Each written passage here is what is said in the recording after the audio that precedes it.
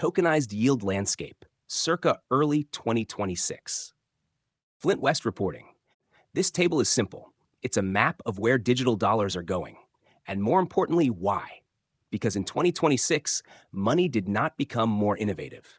It became more honest. It goes where the yield is, it goes where the liquidity is, and it goes where it feels safe enough to stay overnight. Row 1, tokenized deposits, JP Morgan JPMD Connexus. Top row, tokenized deposits, JPMD. This is not a stablecoin. This is a bank deposit wearing blockchain clothing. Yield is around 1 to 2%, and it varies because it's negotiated like any other institutional deposit relationship. Who is it for? Not retail, not decentralized finance. This is permissioned money for institutional plumbing, settlement, treasury operations, moving cash across the bank's own rails. Translation for the room, this is the banking system saying we'll do on-chain, but we'll do it our way. Row 2, tokenized money market fund. BlackRock BUIDL. Now we jump. BlackRock BUIDL. Same dollar-ish feeling, totally different engine. This is treasury bills, repurchase agreements, and cash equivalents wrapped into a token. Yield range 3.5 to 4.5%. And that right there is the first fracture line, because the moment you put a 4 handle next to a 1 handle, that is not a feature comparison anymore. That is capital migration. And it's not emotional, it's math.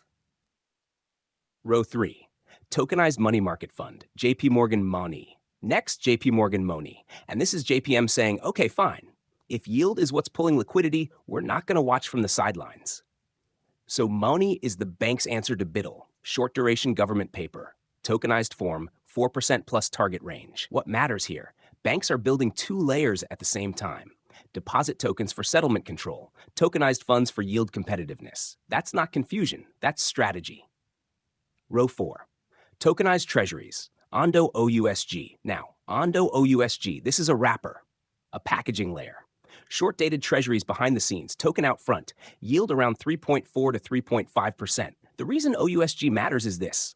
It's not trying to be a bank. It's trying to be a yield-bearing cash substitute that lives on-chain and moves 24/7. That's the theme.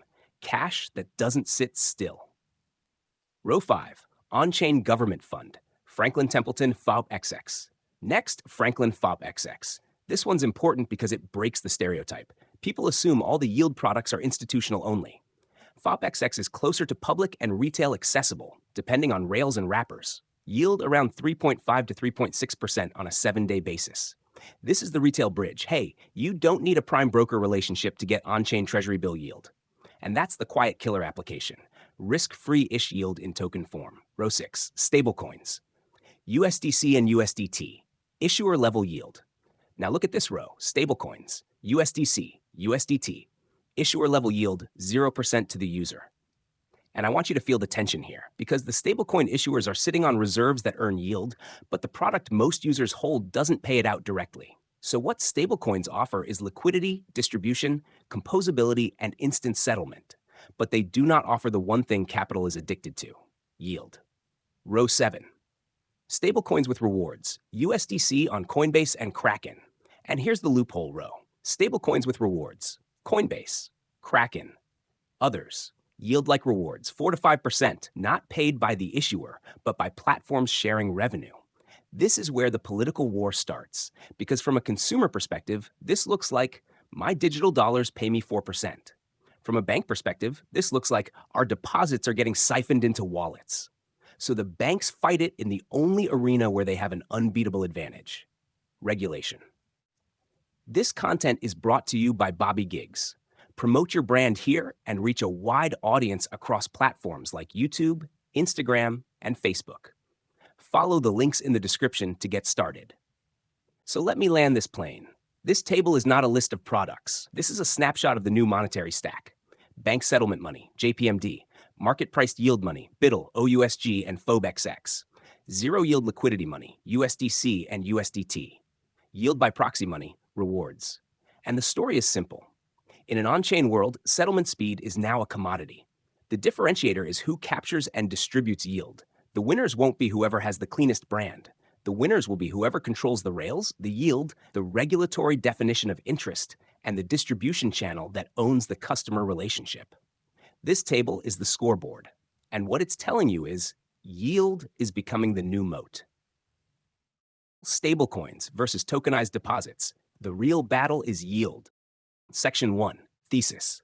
The conflict between stablecoins and tokenized bank deposits is not about technology, speed, or safety. It is about who controls yield, balance sheets, and the on-chain monetary base. Yield is the moat, and regulation is the battlefield. Section 2. Grounding. Stablecoins proved global demand for programmable permissionless dollars.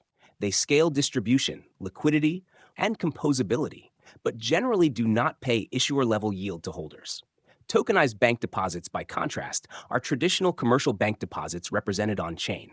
They preserve bank balance sheets, operate in permissioned environments, and pay low relationship-based interest aligned with institutional deposits. Section 3.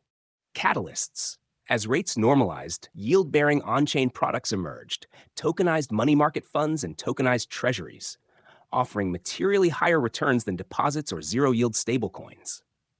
Capital began migrating toward these instruments.